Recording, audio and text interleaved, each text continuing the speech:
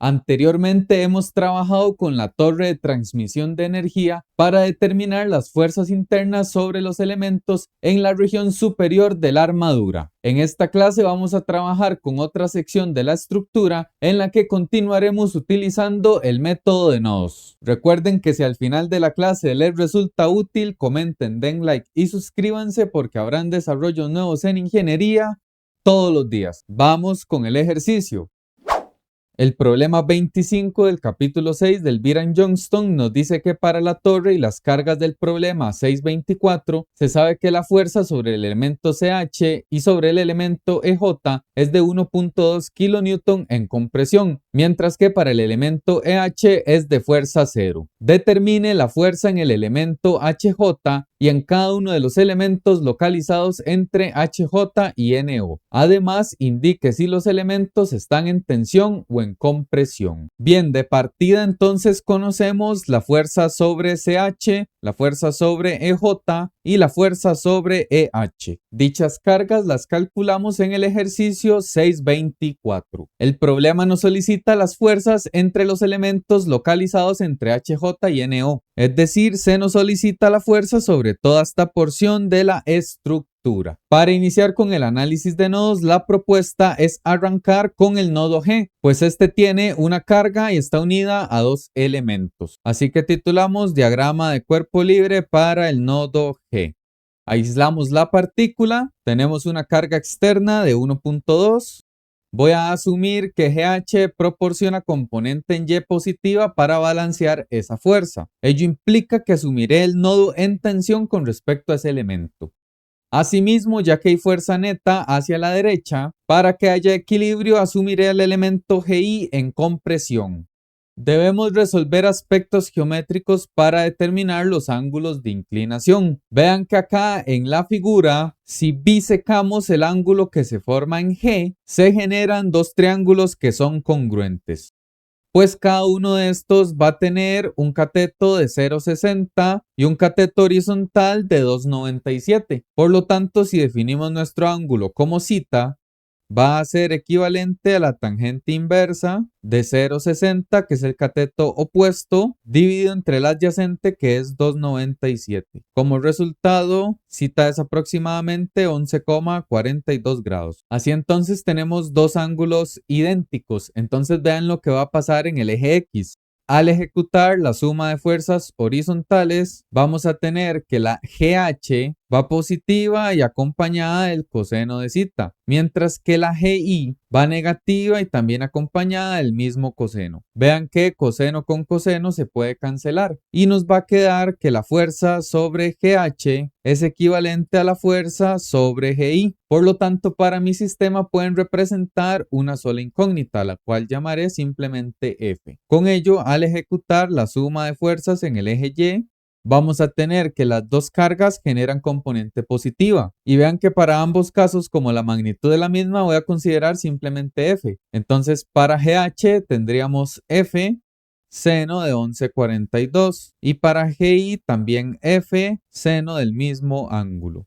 Se antepone la carga externa de 1,2. Al despejar F en esta ecuación, nos da como resultado 3,03 kN. Positiva, lo que significa que asumimos correctamente la dirección de estas dos fuerzas. Así que ya tenemos las dos primeras variables del problema. Por un lado, la fuerza GH, que es los 3,03, pero en tensión, mientras que GI tiene la misma magnitud, pero en compresión.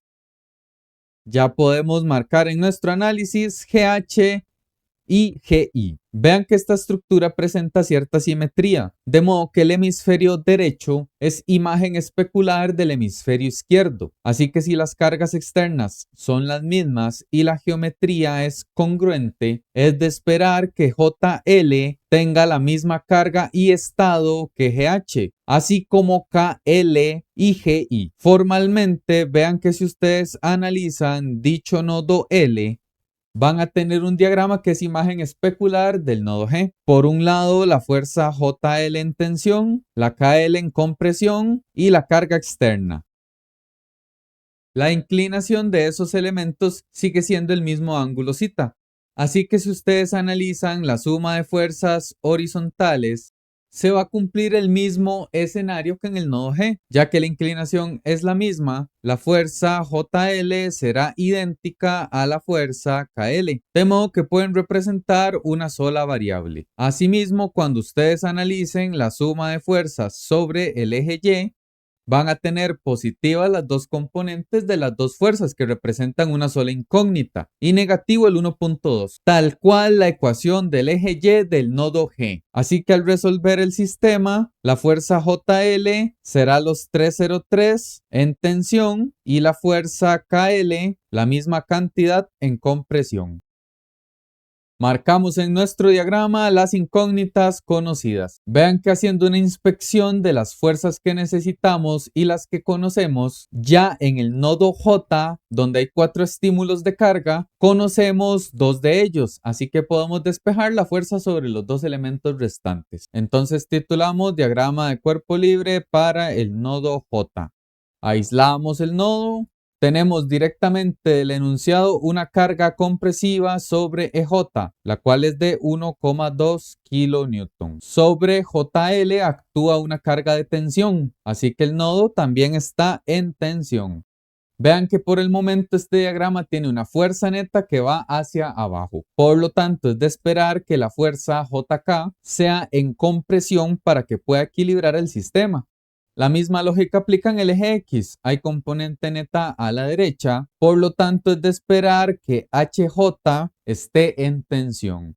La inclinación de la fuerza de 303 es conocida, el ángulo θ de 11,42. Aquí podemos hacer suma de fuerzas en Y o en X y vamos a obtener las dos incógnitas directamente. Vean que en el caso de las fuerzas horizontales vamos a tener 303 coseno del ángulo θ y negativa la fuerza HJ. Despejando HJ, vamos a obtener como resultado 2,97 kN. Nos dio positiva, lo que significa que asumimos correctamente la tensión. Vamos con el eje vertical. En este caso tendríamos positiva la fuerza JK, negativo el 1,2 y negativo también 303 seno de θ. Al sumar estas dos cantidades, obtenemos JK, el cual experimenta una fuerza de 1,80 kN en compresión. Marcamos en nuestro diagrama las dos nuevas fuerzas conocidas. Por un lado, HJ y por el otro, JK. Vean que con ello ya se libera el nodo H, pues solo presenta dos incógnitas.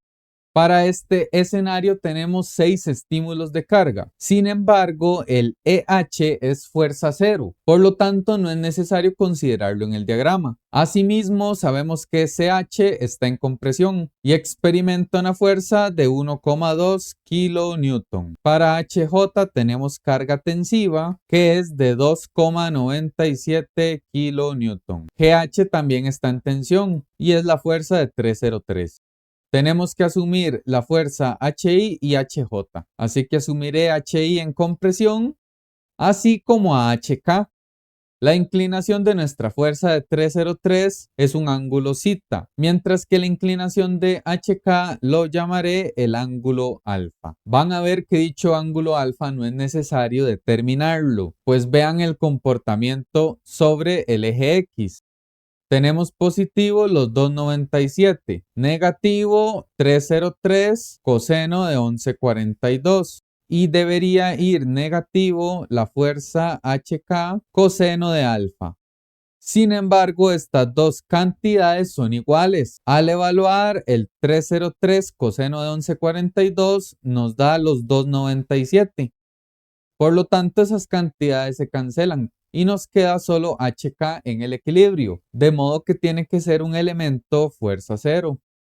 Ya para la suma de fuerzas en Y puede ser excluido. Entonces en dicho eje vamos a tener solamente la influencia de HI, el 1,2 negativo y negativo también el 303 seno de θ. Despejando la fuerza sobre HI nos da positiva y es de 1,80 y en este caso en compresión. Marcamos las dos nuevas incógnitas HI, HK. Ya solo nos restan 4 elementos: el IK, el IN, el KN y el KO. El elemento NO no es parte de la determinación del ejercicio, pues se nos decía calcule HJ y las fuerzas entre el elemento HJ y NO, es decir, todos estos. Haciendo una inspección visual de la estructura, vemos que en el nodo I hay 4 estímulos de carga y 2 de ellos conocidos. Por lo tanto, podemos despejar esas 2 fuerzas. Para esta partícula actúa la fuerza HI, la cual es en compresión, cuyo valor fue de 1,8. Tenemos la fuerza GI, la cual fue compresiva, de 3,03. Vamos a asumir tanto IN como IK en compresión. El ángulo de inclinación sigue siendo zeta. Aquí igual podemos ejecutar suma fuerzas en X o en Y primero y vamos a obtener las 2 incógnitas directamente. Por su parte, en el eje X vamos a tener positivos los 3,03 coseno de 11,42 y negativa la fuerza IK. Despejando la variable, obtenemos un valor de 2,97 kN, ello en compresión. En el eje Y tenemos un aporte positivo de la fuerza IN, negativo el 1,80 y negativo también el 3,03 seno de zeta. Despejando IN, vamos a obtener como resultado 2,40 kN en compresión. Ya podemos marcar IK y N. Hacemos inspección visual y vemos que en el nodo K tenemos 2 variables, así que ya podemos trabajarlo. Para este caso, el nodo K tiene 6 conexiones, pero el elemento HK es fuerza 0, así que no es necesario tomarlo en cuenta. Entre las demás cargas tenemos primero 1,8 en compresión, 2,97 también en compresión del elemento IK, 3,03 en compresión del KL y asumiré la fuerza de KO y de NK en compresión. Tenemos la inclinación zeta conocida y esta inclinación de NK es alfa, que no hace falta calcularla, pues sucede similar al nodo H. Vean que en el eje X vamos a tener positivo 2,97, negativo 3,03 coseno de 11,42 y positivo la fuerza NK coseno de alfa. Nuevamente, estas dos cantidades son iguales, por lo tanto se cancelan. Así que la única posibilidad es que la fuerza NK sea 0. Ya en el eje Y no es necesario tomar en cuenta dicha variable. Y vamos a tener la fuerza KO, negativa la fuerza de 1,8 y negativa también el 3,03 seno de zeta. Despejando la fuerza sobre KO, vamos a obtener 2,40 kN en compresión. Ya podemos marcar las últimas 2 incógnitas de nuestro problema. Hemos determinado todas las fuerzas internas en los elementos entre HJ y NO. Es conveniente generar una tabla de resultados en la que se muestre la fuerza sobre cada elemento y su estado en tensión o compresión. La elaboración de dicha tabla depende totalmente de la creatividad de cada persona. Y con este análisis y desarrollo, el ejercicio está finalizado. Comenten, den like y suscríbanse y nos vemos en la siguiente clase de armaduras simples. Gracias por su atención.